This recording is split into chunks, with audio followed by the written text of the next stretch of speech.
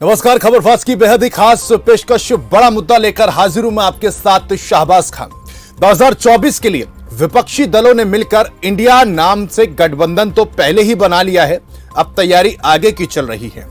India गठबंधन की कोशिश है कि जल्द से जल्द सीटों का फॉर्मूला तय कर लिया जाए और एक राय के साथ बीजेपी के खिलाफ मैदान में उतरा जाए।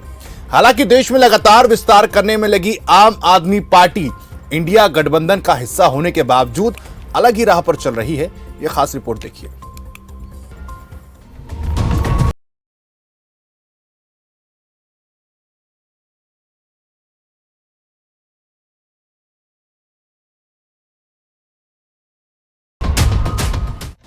तेईस जून को पटना में विपक्षी गठबंधन की नींव पड़ी थी, लेकिन कुछ ही दिनों के दरमियान गठबंधन में बड़ी अजीब स्थिति ये बन गई है कि जो दल आम चुनावों के लिए साथ आए हैं, वो राज्य में होने वाले विधानसभा चुनावों में अकेले उतरने की तैयारी कर रही है। इस काम में सबसे आगे आम आदमी पार्टी है, जिसने अब हरियाणा में भी अकेले चुनाव लड़ने की घोषणा कर दी है। बीते रोज आपके राष्ट्रीय संयोजक और दिल्ली के मुख्यमंत्री अरविंद केजरीवाल ने पार्टी नेताओं के साथ आगामी हरियाणा राज्य चुनाव पर केंद्रित एक महत्वपूर्ण बैठक की थी, जिसमें संगठन के विस्तार और आगामी चुनावों के लिए अभियान तेज करने को लेकर चर्चा की गई। इसके बाद ही ऐलान कर दिया गया कि आप अब हरियाणा में सभी सीटों पर अकेले चुनाव लड़ेगी। जाहिर है, आम आदमी पार्टी के नेता संदीप पाठक कहते हैं, हरियाणा में विधानसभा चुनाव होंगे। हरियाणा में बहुत ऊर्जा है और यहाँ के लोग बदलाव चाहते हैं। हम विधानसभा चुनाव अकेले और सभी सीटों पर लड़ेंगे। आम आदमी पार्टी ने हरियाणा को लेकर अपनी तैयारी तेज कर दी है। पार्टी ने हरियाणा की 10 लोकसभा सीटों पर 10 प्रभारी तैनात कर दिए। इसके अलावा 90 विधानसभा सीटों पर पंजाब के चेयरमैन और बड़े नेता विधानसभा प्रभारी बनाए गए हैं। पंजाब के वित्त मंत्री हरपाल सिंह चीमा को सोनीपत की जिम्मेदारी दी गई है। वहीं बिजली मंत्री हरभजन सिंह को ईटीओ करनाल का जिम्मा सौंपा गया है। आम आदमी पार्टी के चुनाव प्रचार समिति के अध्यक्ष डॉक्टर अशोक तंवर और प्रदेश उपाध्यक्ष चित्रा सरवारा ने कहा, बीजेपी सरकार ने 9.5 साल में जो वादे किए थे पूरे नहीं कर पाए का मामला हो या स्वामीनाथन की रिपोर्ट। आम आदमी पार्टी हर उस व्यक्ति के साथ खड़ी है जो देश के लिए लड़ रहा है। आम आदमी पार्टी के लिए देश की जनता को मूलभूत सुविधाएं पहुंचाने के लिए बिजली मुफ्त देने की और युवाओं को रोजगार देने की है। इसके साथ ही हरियाणा आप के अध्यक्ष सुशील गुप्ता ने भी खबर फास्ट के कैमरे पर कई अहम मुद्दों पर बात रखी। आम आदमी पार्टी हरियाणा के इलेक्शन को बहुत सीरियसली ले रही है। दिल्ली और पंजाब के बीच के अंदर जो हरियाणा बसता है, इसमें हर हालत में आम आदमी पार्टी ने सरकार बनानी है। आमतौर पर आप देखते होंगे एक मंत्री को एक राज्य का प्रभार दिया जाता है, परंतु आम आदमी पार्टी ने हरियाणा के अंदर एक मंत्री को एक लोकसभा का प्रभार दिया, और ताकि पूरी की पूरी 10 की 10 लोकसभाओं के अंदर पूरी तैयारी हो सके, तैयारी के साथ वहाँ पे चुनाव लड़ सकें। और इसी प्रकार 90 की 90 विधानसभा सीटों के ऊपर हमने सीनियर लोगों को, हमारे चेयरमैन या एमएलए इस लेवल के लोगों को प्रभारी लगाया है, ताकि हर विधानसभा के अंदर मजबूती के साथ तैयारी हो सके। और आम आदमी पार्टी के साथी आज हरियाणा के हर गांव के हर घर में, शहर के हर वार्ड के हर घर के अंदर जा रहे हैं परिवार जोड़ो अभियान के तहत। मैं समझता हूं कि ये जो प्रभारी बनाए गए हैं, इससे बहुत मजबूती मिलेगी और पंजाब के विषय में भी जानकारी हरियाणा के लोगों को मिलेगी कि पंजाब के अंदर क्या क्या डेवलपमेंट हो रही है। दिल्ली के अंदर शिक्षा का मॉडल, चिकित्सा का मॉडल, बिजली का मॉडल, पानी का मॉडल, फ्री बस यात्रा का मॉडल, होम डिलीवरी का मॉडल, ई गवर्नेंस का मॉडल, फ्री बस तीर्थ यात्रा का मॉडल, ये तो हरियाणा के लोगों को पता चल चुका है। मैं ये कहता हूँ कि कांग्रेस तरीके से काम करती तो आम आदमी पार्टी की जरूरत नहीं पड़ती। 70-50 साल से ऊपर उनका राज रहा, 70 साल के टोटल राज में, 75 साल के राज में एजुकेशन बेहतर नहीं हुई, हेल्थ केयर बढ़िया नहीं हुई, बिजली और पानी जो बुनियादी जरूरत है हर घर में नहीं पहुंच पाई, महिलाओं को बराबरी का दर्जा नहीं मिल पाया, केवल जाति और धर्म के नाम पे लड़ते रहे। वही काम बीजेपी ने शुरू कर दिया। बहरहाल हरियाणा विधानसभा चुनाव 2024 में होने हैं। हालांकि उससे पहले इसी साल मध्य प्रदेश, छत्तीसगढ़ और राजस्थान में भी विधानसभा चुनाव है। यहाँ भी केजरीवाल की पार्टी अलग रास्ते पर चल रही है। राजनीतिक विश्लेषकों का कहना है कि आम आदमी पार्टी की अपनी डफली, अपना राग वाले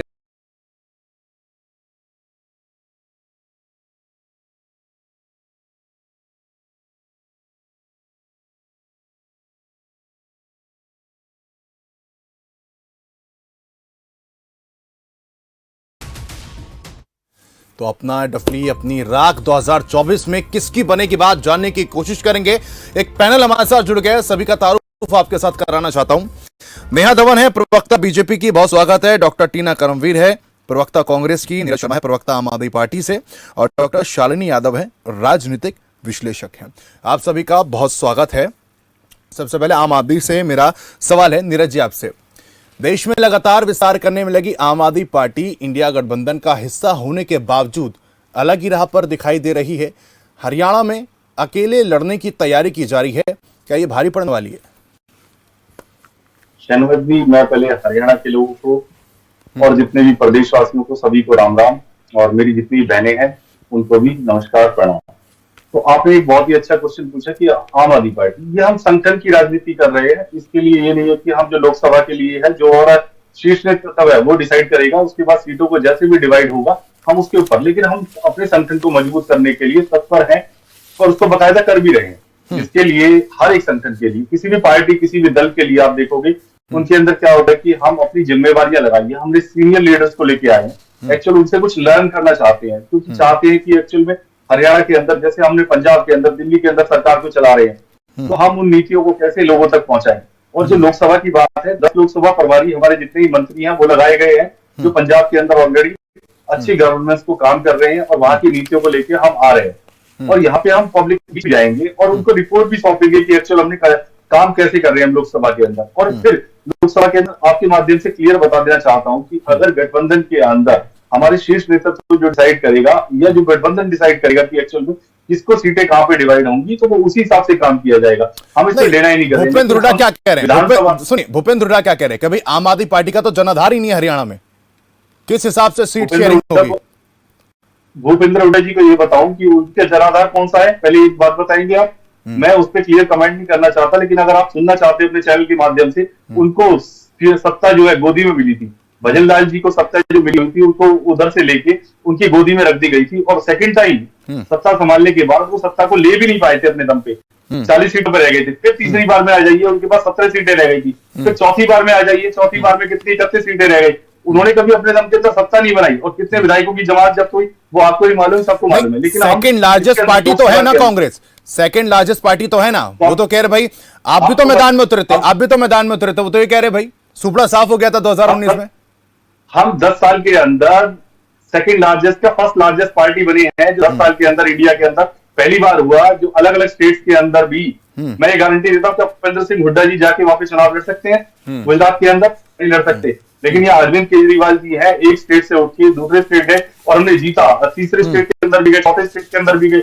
अरविंद केजरीवाल जी अपनी नीतियों के थ्रू जा रहे हैं, वहां पे हम काम कर रहे हैं। और हम ये नहीं कह रहे कि आप किसी के लिए, हुड्डा जी अपने गढ़ को तो संभाल नहीं पाए, दोनों लोकसभा खुद हार गए थे। भूपेंद्र हुड्डा जी भी हार गए थे, दीपेंद्र हुड्डा जी भी हार गए थे। और पिछली बार भी आप देख लीजिए, 2014 का भी रिजल्ट देख लीजिए, एक सीट लेके आए थे। वो अपने दम पे कभी भी सरकार नहीं लेके आ पाए हैं, और वो जो बड़े बड़े दावे करते हैं। और आम आदमी पार्टी का आप देख रहे हो कि जनता के बीच हम जा रहे हैं, तो बहुत अच्छा क्रेज, क्योंकि लोगों को जन समस्याओं के लिए, देखो आप खुद पूछिए भूपेंद्र हुड्डा जी कौन सी जन समस्या उठा रहे हैं जाके, या बीजेपी कौन सी जन समस्या उठा रही है। उन्होंने तो आप देखोगे कि इतने घोटाले कर दिए, घोटालों के नाम पे कभी भी इन्होंने कोई एक्शन नहीं लेते बीजेपी ने कभी भी। और ऊपर से बीजेपी के घोटाले आपको गिनवाता हूँ। शराब घोटाला हुआ, उससे क्या हुआ? आज तक कुछ नहीं हुआ। HSST का था, आपने भर्ती घोटाला देखा, कैश फॉर मनी घोटाला देखा, उसके बाद खनन घोटाला है, आपके पास ग्वालपाड़ी घोटाला था, प्रॉपर्टी घोटाला था। इसके तो बहुत सारे घोटाले हैं। लेकिन अब देखो कि सिर्फ इन लोगों ने ये टारगेट करना स्टार्ट कर दिया कि आम आदमी पार्टी का जो वजूद है वो दिन प्रतिदिन जनता के बीच में, देश के अंदर बढ़ता जा रहा है। अरविंद केजरीवाल जी की नीतियों को, जो पहले कभी आपने देखा इतिहास के अंदर नहीं होती थी, कि शिक्षा के लिए राजनीति करता ही नहीं था, आपके लिए अच्छे रोजगार के लिए कोई राजनीति नहीं करता था, अच्छे स्वास्थ्य के लिए कोई रोजगार वो नहीं करता राजनीति। पहले राजनीति क्या होती थी कि हमने सड़क बना दी, अपने नाली बना दी, रोड बना दिया, या किसी को किसी भी गलत तरीके से नौकरी पे लगा दिया, बस वही राजनीति की पहल होती थी। ठीक है सर, लेकिन आज राजनीति को पहली बार। ठीक सर, जवाब ले लेता हूं। जी जी ठीक है। कांग्रेस प्रवक्ता डॉक्टर टीना करमवीर, आपसे मेरा सवाल है भाई, पंजे के लिए काम बिगाड़ू, अकेले चुनाव लड़ेगी झाड़ू। वो मशहूर गाना याद आ गया मुझे, क्या हुआ वो वादा, वो कसम वो वादा।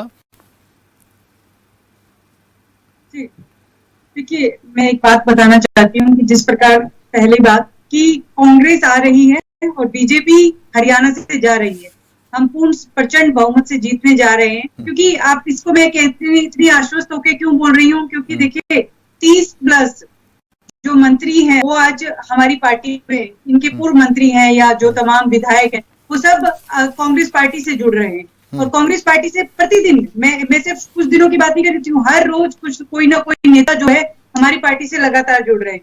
तो इस वजह से और हरियाणा के अंदर लहर देखी जाए तो कांग्रेस पार्टी की मैडम आपकी लहर नहीं है, शायद आपने आम आदमी पार्टी के प्रवक्ता को ठीक से सुना नहीं।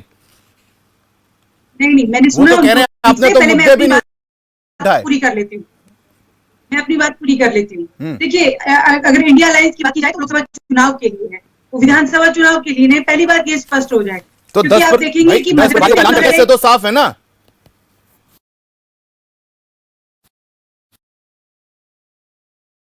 आम आदमी पार्टी ने 10 प्रभारियों का अकेले लड़ने वाले हैं और भूपेंद्र हुड्डा तो आम आदमी पार्टी है। आदमपुर के चुनाव का देखिए, बीच में मत बोलिए, मैं किसी के बीच में नहीं बात करती हूँ। देखिए, आदमपुर के उपचुनाव में सभी देखा कि आम आदमी पार्टी की क्या हालत हुई, लेकिन मैं उस पर कोई चर्चा नहीं, टिप्पणी करना नहीं चाहती हूँ।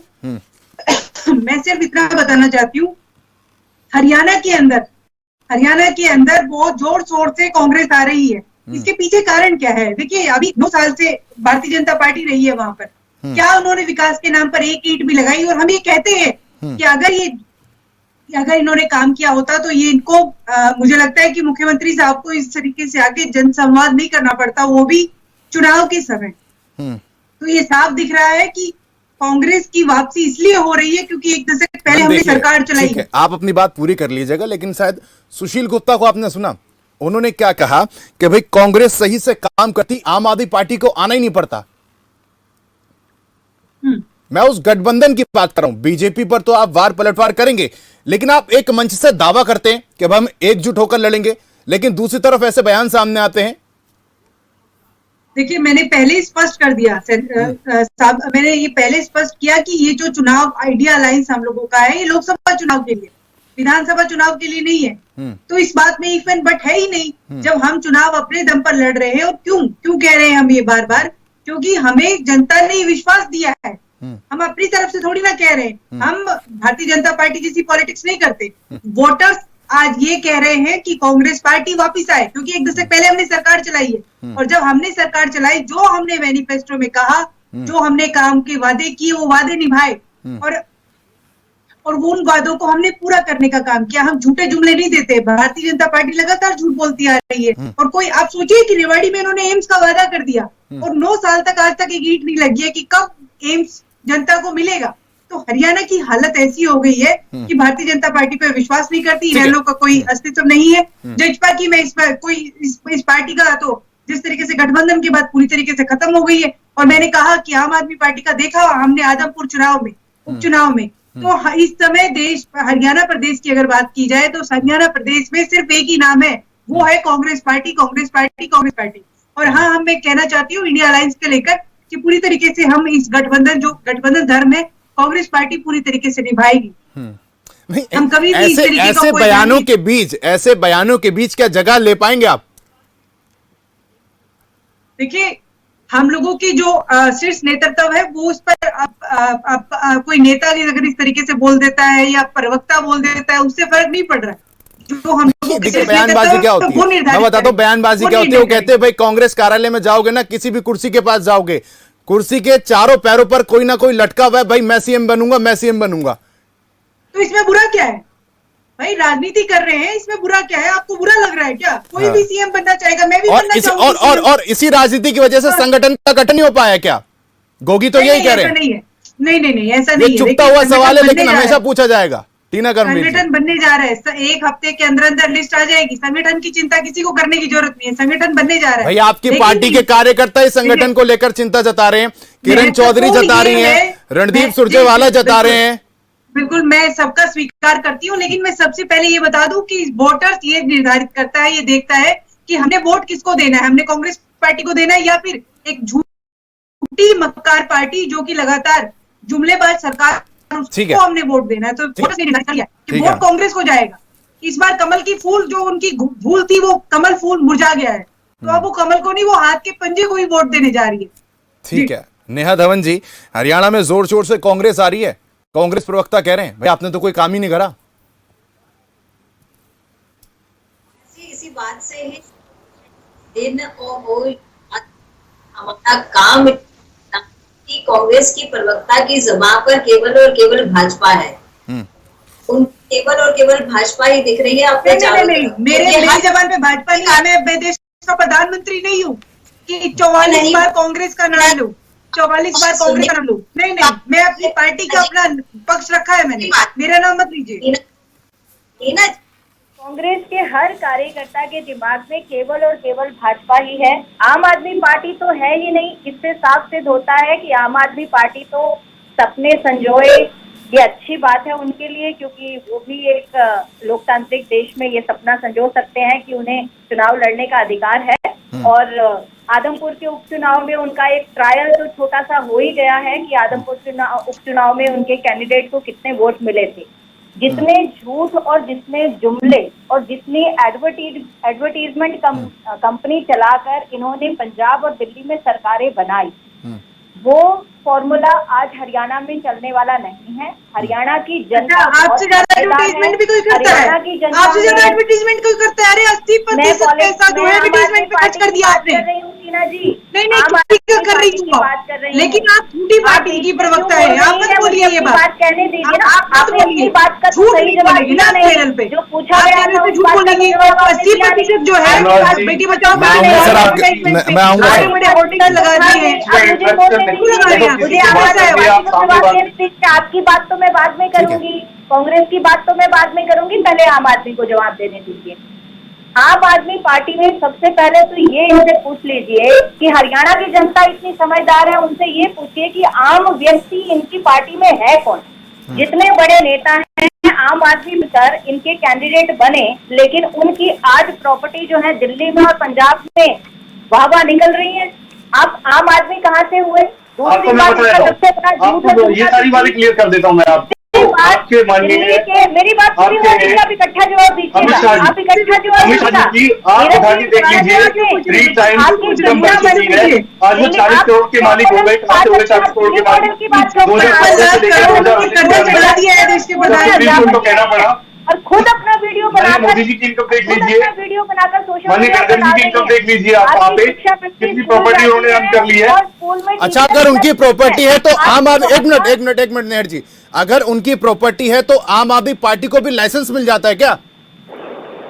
पहली बात तो आपके पास कोई प्रूफ है? शनिवार जी पहले बताइए कौन सा प्रूफ है ऐसा किसी भी लीडर्स के लिए, किसके लिए कहीं कोई प्रूफ दे सकते हैं आपके पास? इनके लिए खुद देखिए कि 2014 के और 2019 के बीच के दोनों के बीच के डिफरेंस उठा के देख लीजिए इनके नेताओं के, और हमारे नेताओं की लिस्ट उठा के देख लीजिए कि जो 2014 से और 2019 के बीच में हमारे नेताओं की किसकी अर्निंग कौन सी बड़ी है। तो वो उसमें आपको समझ में आ जाएगा कि कौन सा नेता क्या कर रहा है। एक्चुअली इनके बड़े नेताओं को देख लीजिए, अमित शाह जी देख लीजिए, मोदी जी देख लीजिए, नितिन गडकरी जी देख लीजिए, सबके उठा के देख लीजिए आप, तो उनकी अर्निंग देख लीजिए ना वहाँ पे। कंपेयर करने के लिए, बोलने के लिए ये दिल्ली मॉडल आप हरियाणा वालों को दिखा रहे हैं, ये दिल्ली मॉडल दिखाएंगे। आपने बोला दिल्ली मॉडल के दिल्ली के लोग और हरियाणा के लोग सारे लोग समझदार है। आप लोग नहीं समझते, समझदार नहीं है। आप लोग बेवकूफ बना रहे हो हरियाणा के लोगों को, जैसे दिल्ली और पंजाब के लोग समझदार है ना। निकालकर आम जनता को ऐसे ही हरियाणा के लोग भी समझदार है, वो समझदारी से अपना वोट डालना चाहते हैं और डालेंगे। अब आम आदमी पार्टी आप देख रहे हो कि अकेली दम पे लोगों के बीच जा रही है। आपका बिजली आंदोलन जो था, बिजली आपके जो फेल हो चुके हैं, आपके बिजली के लिए आपने देखा क्या हम माहौल बना रखा था। जब बिजली आंदोलन चलाया गया तो आपके बिजली मंत्री और भी मंत्री जो है ना जा जाके नीरज जी एक बात बताइए, नीरज पंजाब आपको सत्ता, ठीक है नेहा जी, एक मिनट ठीक है। डॉक्टर शालिनी भी हैं, राजनीतिक विश्लेषक हैं, थोड़ी देर से जुड़ी हैं, उनसे मैं जवाब ले लेता हूं, सवाल ले लेता हूं। एक डॉक्टर शालिनी आपसे मेरा सवाल है कि आम आदमी पार्टी क्या हरियाणा में पैर पसार पाएगी? दिल्ली पंजाब मॉडल का जिक्र वो यहां पर कर रहे हैं, और खासतौर पर हरियाणा की राजनीति की अगर बात करते हैं, जाट नॉन जाट की अक्सर हमने यहां पर जातिगत राजनीति देखी है, और मुख्य पार्टी जो है बीजेपी की बात कर ले, कांग्रेस बनाम बीजेपी होता रहा है। अब आम आदमी पार्टी की एंट्री हो गई है, और इंडिया गठबंधन में जिस तरीके से यहां पर साथ एकजुट लड़ने की बात कही जा रही थी, विधानसभा चुनाव एक एक करके अकेले लड़ने की बात यहां पर कही जा रही है। भूपेंद्र हुड्डा भी कहते हैं भाई हम अकेले लड़ने में सक्षम है, साथ चल पाएंगे क्या?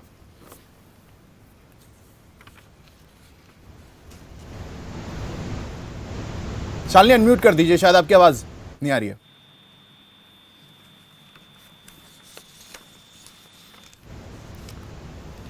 ठीक है शालिनी जी, आपकी ओर मैं रुक करना चाहूंगा। नीरज जी, सवाल आपसे मेरा यह है कि संजय सिंह के साथ जो प्रकरण हुआ है, कांग्रेस ये आरोप लगा रही है भाई आम आदमी पार्टी पंजाब में भी यही कर रही है। पंजाब, अब एक फॉर्मूला आप ये बताइए, संजय सिंह वाला जो केस है ना, सुखबीर खेरा का जिक्र कर रहा हूं मैं, सुखबीर खेरा का जिक्र कर रहा हूं मैं। आप सुनिए, पहली बात, हरियाणा के अंदर क्या मॉडल चल रहा है आपको पता है?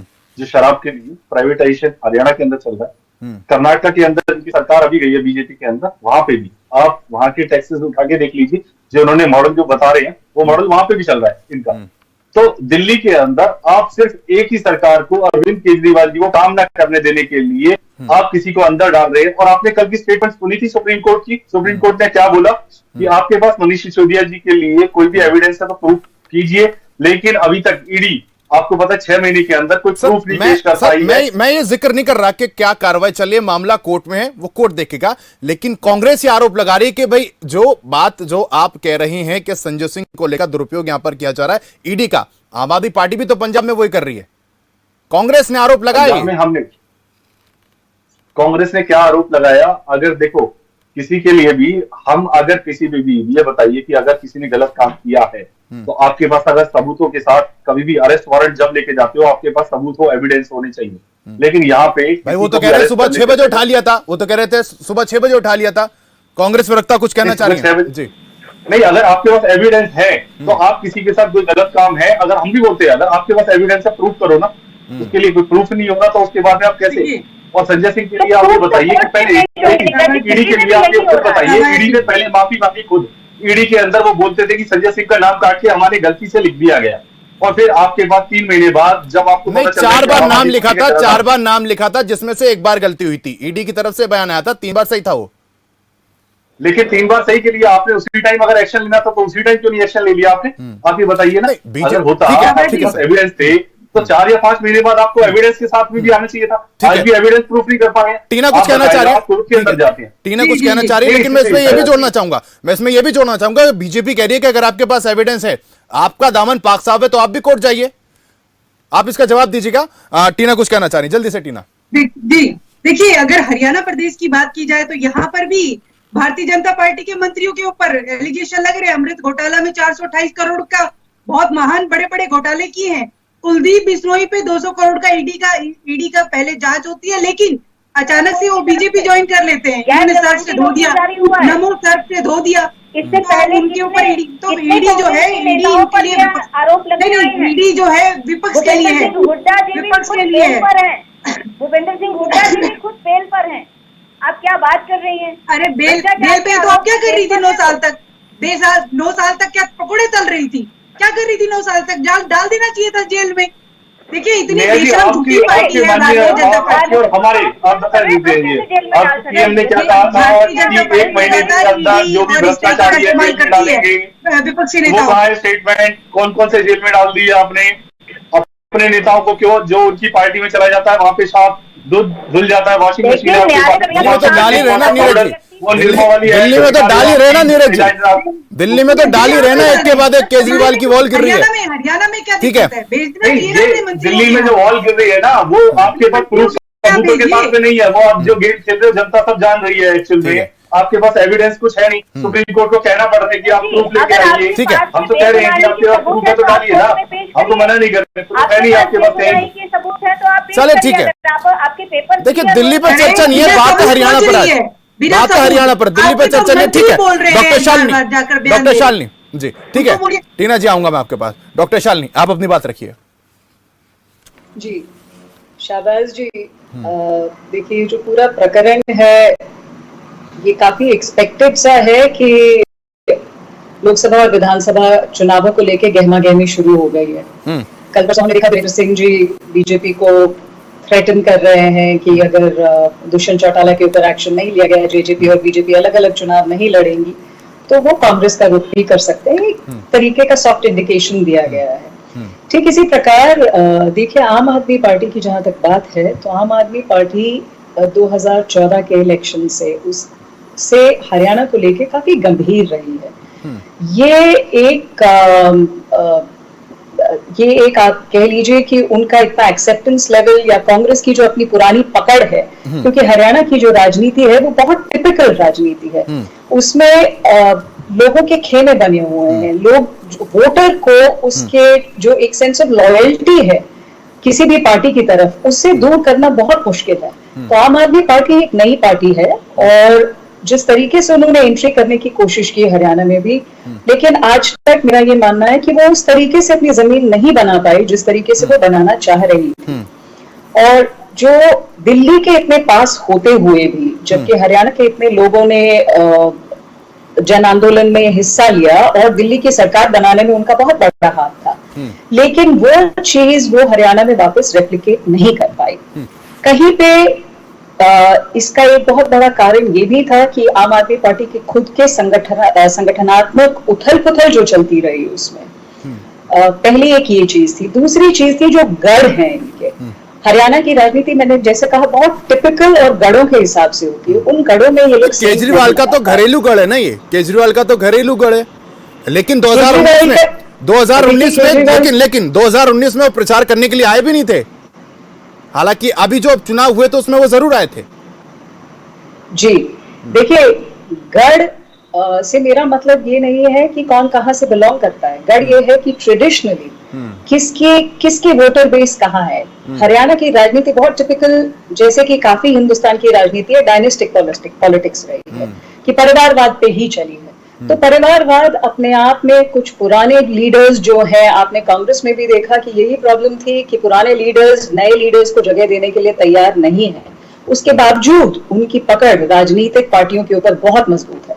तो आप समझ लीजिए कि नौजवानों के लिए या किसी भी नई पार्टी के लिए या नए विचारधारा के लिए, एक नई उमंग के लिए आना हरियाणा में कोई बहुत आसान काम नहीं है। और यहीं पे आम आदमी पार्टी ने स्ट्रगल किया है। अब जब ये दिल्ली का मॉडल लेके आ रहे हैं और पंजाब में जब इनकी सरकार बनी है, देखिए इसमें कोई दो राय नहीं है कि बीच बीच में हर बार जब इलेक्शन होता है, नई सरकार जैसे दिल्ली में बनी आम आदमी पार्टी की या पंजाब में बनी, तो लोगों की उम्मीद जरूर बढ़ती है इस इलाके में। लोग देखते हैं कि क्या नई चीज लेके आ रही है। लेकिन मैं एक चीज ये भी जानना चाहूंगा, भौगोलिक स्थिति के लिहाज से अगर बात करते हैं, दिल्ली और पंजाब हरियाणा से सटे हैं, इनका कितना फायदा होगा? क्योंकि गोवा में भी वादा करा था आम आदमी पार्टी ने, उत्तराखंड में भी वादा करा था आम आदमी पार्टी ने, क्योंकि गुजरात में भी वादा करा था, लेकिन गुजरात जाने में बहुत समय लग जाता था। अब तो दिल्ली हरियाणा बिल्कुल पंजाब बराबर में, पूरा इनके जो जितने दिग्गज नेता है सब प्रचार में जुट जाएंगे। प्रचार में तो कहीं ना कहीं फायदा होगा।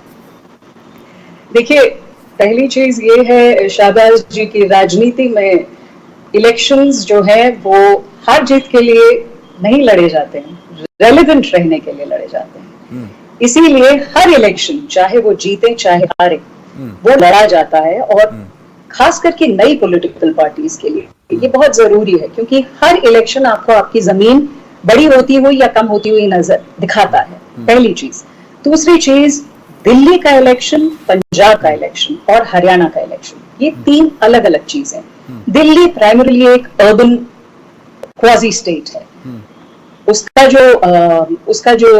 जो बनावट है, उसकी जो डेमोग्राफी है, जो लोग हैं, वो एक अर्बन सेटअप के हैं। तो उनके जो मुद्दे हैं, जिस तरीके से लोग परसीव करते हैं उसको, वो एक बहुत अलग चीज है।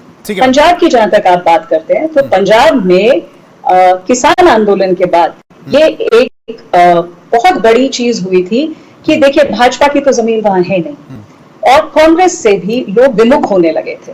इलेक्शन पंजाब में आम आदमी पार्टी और कांग्रेस के बीच में टक्कर का था, इससे जो पिछला इलेक्शन था, और वो जमीन आम आदमी पार्टी अपने हिस्से में ले आई। अब डिपेंड करता है कि हरियाणा को लेके ये लोग स्ट्रैटेजी क्या बनाते हैं। ठीक है, क्योंकि नहीं वो तो कह रहे हैं हम दिल्ली पंजाब का मॉडल लेके आएंगे। ठीक है डॉक्टर टीना, आपसे जानना चाहूंगा, दिल्ली पंजाब का मॉडल हरियाणा में लेकर आएंगे, फ्री बिजली, फ्री पानी सेवा, फ्री बस सेवा, कांग्रेस को कहीं ना कहीं डेंट देगा क्या? देखिए, हमें दिल्ली या कोई पंजाब मॉडल लाने की जरूरत नहीं। हमारे पास अपना हिमाचल मॉडल, हमारे पास अपना कर्नाटक मॉडल, हमारे पास राजस्थान मॉडल है। ओपीएस किसने लागू किया? कांग्रेस पार्टी ने लागू किया। और हमने पहली बार भी ये कहा है कि हम पहली कलम से हरियाणा प्रदेश में सरकार बनते ही पहली मीटिंग में ओपीएस लागू कर देंगे इस प्रदेश के अंदर। तो हमारे पास अपने मॉडल है, हमने काम किया, हमने 500 रुपए में सिलेंडर देने का काम किया, हमने चिरंजीव स्वास्थ्य योजना जो कि बीमा देने का काम पार्टी किया। में वही 25 नेता है, लाख। पार्टी में वही नेता जो 2019 में थे, तब क्यों नहीं काम किया?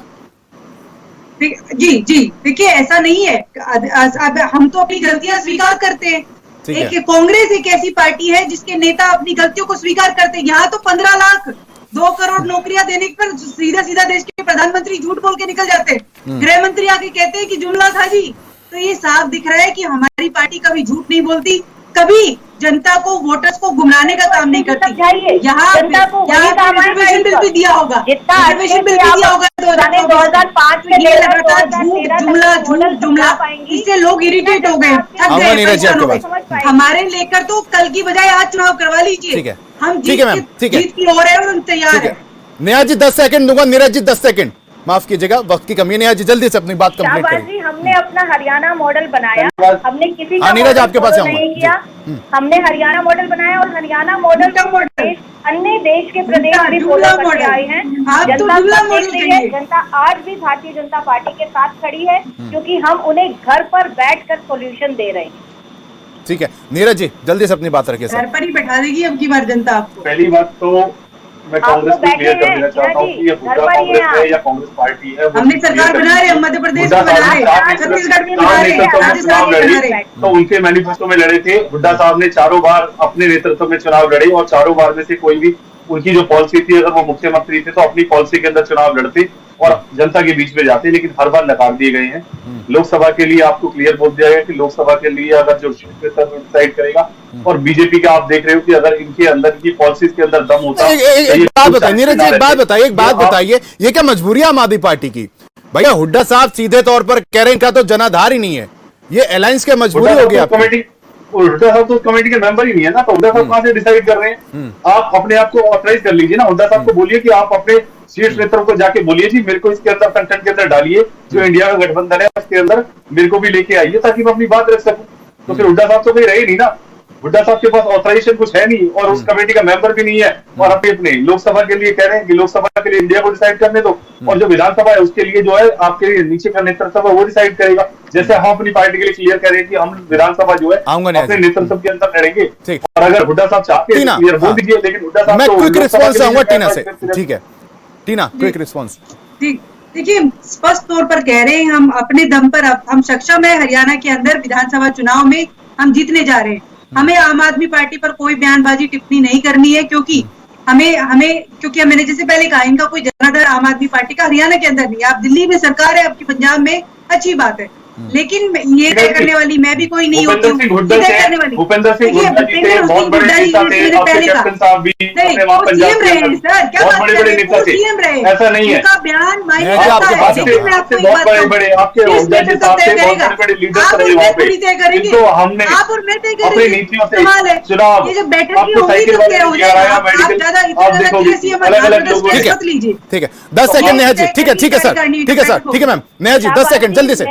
इतना कहना चाहती हूँ, हरियाणा की जनता को ना हिमाचल मॉडल चाहिए, ना उन्हें दिल्ली मॉडल चाहिए, ना पंजाब चाहिए, ना कर्नाटक मॉडल चाहिए। चलिए ये तो 2024 में तय होगा, ये 2024 में तय होगा कि जनता को कौन सा मॉडल चाहिए। बहुत शुक्रिया आप सभी का इस चर्चा में मेरे साथ शामिल होने के लिए। तो पंजे में झाड़ू था, मौजूदा सरकार को साफ करने की तैयारी की जा रही थी, लेकिन हाथ का साथ छोड़ अकेले लड़ने की तैयारी में आप। अब जीत होगी या हार, ये देखने वाली बात। बहरहाल मेरे साथ खास कार्यक्रम में आज सिर्फ इतना ही। नमस्कार।